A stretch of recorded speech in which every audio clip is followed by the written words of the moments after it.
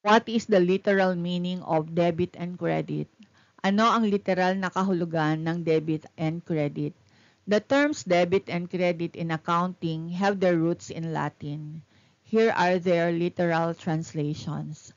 The term debit comes from the Latin word debere, which means to owe, or that which is owing. In accounting, a debit entry increases assets or expenses and decreases liabilities, income, or equity accounts. Debit entries indicate money owed or expenses incurred.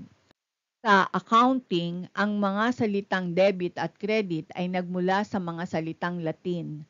Ang salitang debit ay salitang Latin na debere, na nangangahulugang utang o kailangang bayaran. Sa accounting, ang debit na entry ay nagpapahiwatig ng pagtaas ng mga ari-arian o gastos at pagbaba ng mga utang, kita o kapital o puhunan. Ang mga debit na entry ay nangangahulugang mayroong pagbili, pagbabayad ng utang o gastusin na nangyari.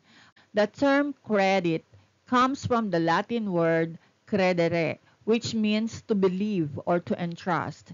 In accounting, a credit entry increases liabilities, income or equity accounts, and decreases assets or expenses.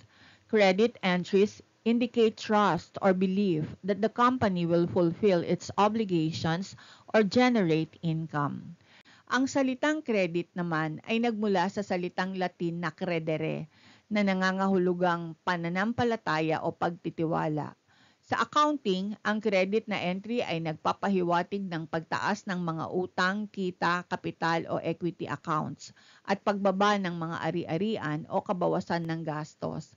Ang mga credit na entry ay nangangahulugang may tiwala o paniniwala na ang kumpanya ay magiging tapat sa kanyang obligasyon at magkakaroon ng kita. These historical meanings highlight the fundamental principles of accounting. Debits represent what is owed or incurred, while credits represent trust or belief in the company's ability to fulfill its financial obligations. These terms have been used in accounting for centuries and continue to be the foundation of double entry bookkeeping.